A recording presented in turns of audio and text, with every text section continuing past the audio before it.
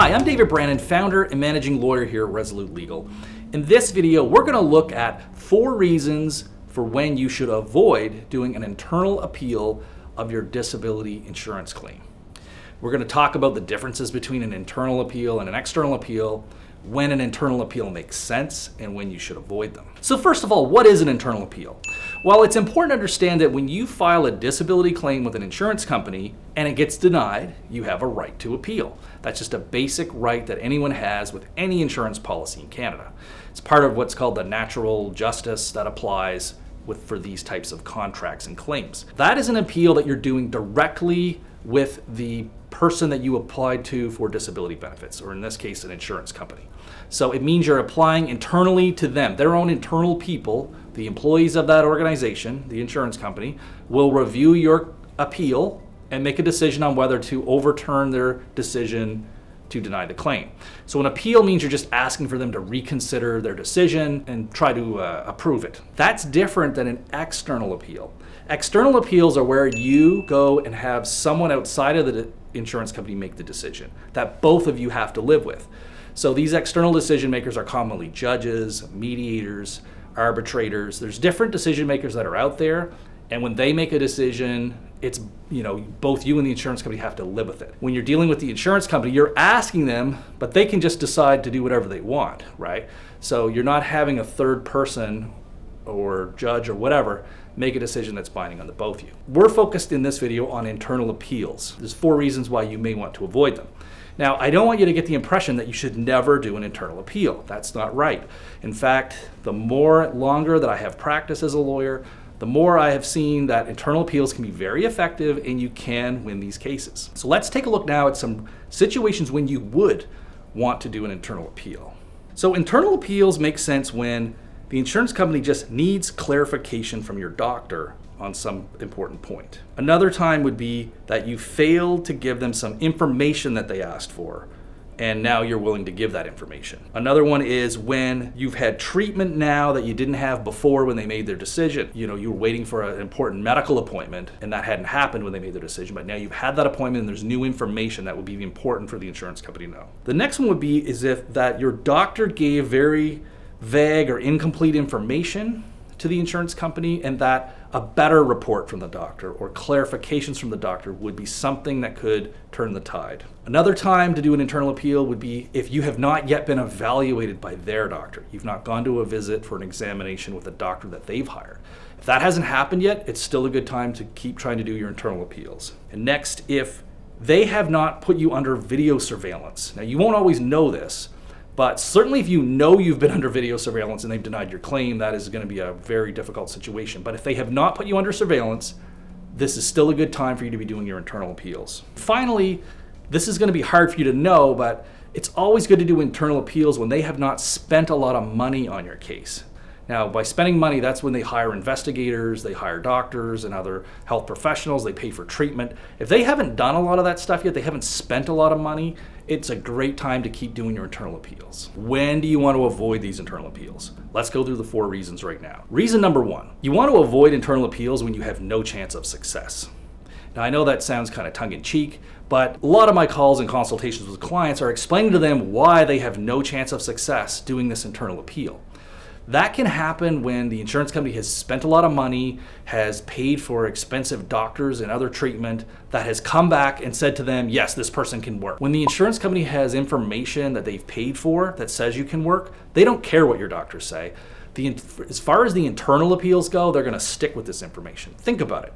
Why would they go spend all this money, pay thousands of dollars for surveillance, pay thousands and more for a doctor to give them an opinion that's favorable to them, only then to turn around and shrug and say, okay, yeah, you're right, we'll listen to your doctors? They're not going to do that. They're going to stick with their information that supports them and force you to go to an external decision maker. Reason number 2 is that your resources are running out. This is closely related to the first reason, that maybe you're continuing to fight when it's futile to do so, but we find that people do not take into account how long these appeals can go, and that it's important to get to the most effective strategy for your appeal right away. Because there's this idea, it came out of Roman times, It was called the Fabian strategy. It was a strategy where people would try to defeat Rome, the Roman army, by just sort of waiting them out, by skirmishes here and there, never facing them in direct battle. They would just wait for them to run out of resources and win that way. It's almost a win by attrition. You do not have unlimited resources. You are burning through your money. If you're not getting paid, your savings are gone. You're burning through family members helping you. Do not waste all your resources burning through your money doing these internal appeals that could be futile. Get immediately to an external decision maker where a change like that can result in a much faster decision. The insurance company actually makes more money the longer they delay your case. Now, they're not always intentionally delaying your case, but a side benefit to them is if the case is delayed, they've got your money invested, they're making money off the stock market, assuming that it's going up, and they make more money the longer the case is delayed. So there's no real reason here that you would want to delay things out. You need to move things as quickly as possible. If you have limited resources, getting bogged down with internal appeals and doing a second one and a third one is usually not a good idea. You don't want to show up to a lawyer to go do an external appeal when you're already out of money and you need it done right away and you're on the verge of losing everything. Get to the lawyer sooner when you still have some runway available and available resources to tide you over. So the next reason to avoid an internal appeal is when you have a risk of actually doing damage to your claim. Now, this is a hard one for people to hear, and often the people who need to hear it the most are the least open to hearing this. You can really do damage to your claim if you present a narrative that either reinforces negative stereotypes about you or does not adequately take into account the kind of things that are going into the mind of the decision maker for your case.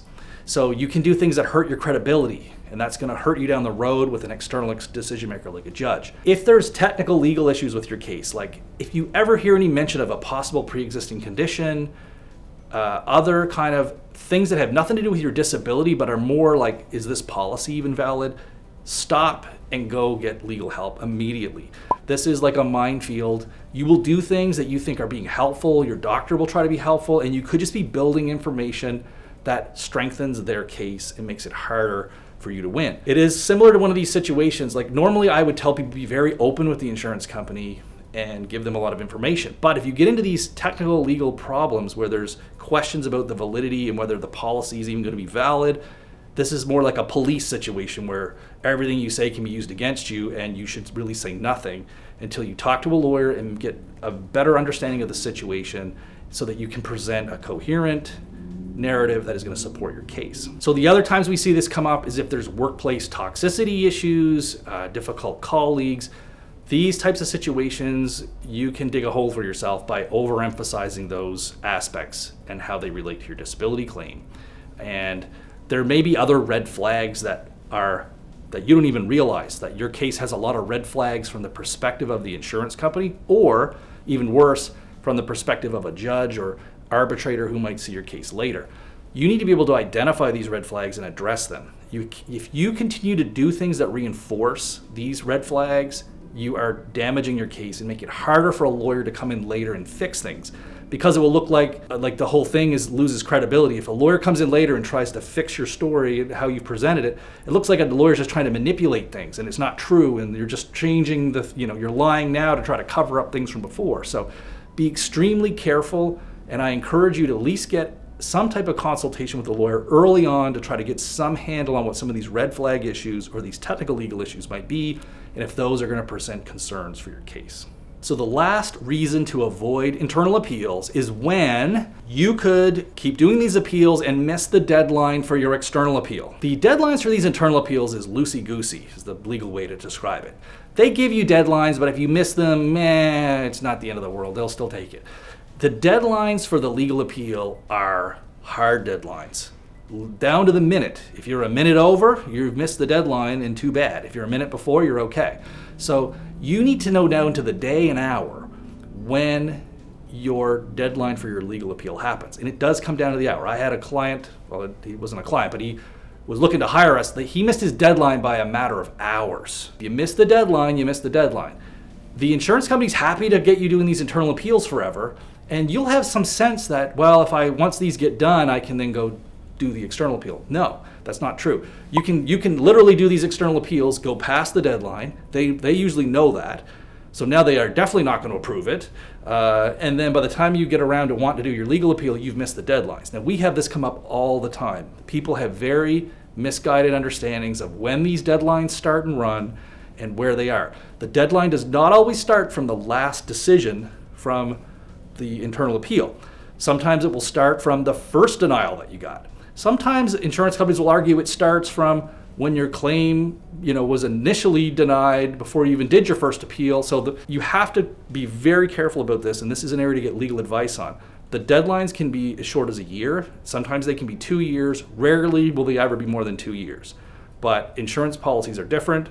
You have to be concerned about this 1 to 2 years, and when does it start, and when is your deadline coming up. So there you have it. Those are 4 reasons for when you should avoid internal appeals. Now again, I'm not saying that you always need to avoid internal appeals. In fact, internal appeals are often the best strategy. But what I mean is you need to look at your own personal situation and understand what is the best strategy for me. Is it to do an internal appeal or another internal appeal? Or should I be moving on directly to an external appeal?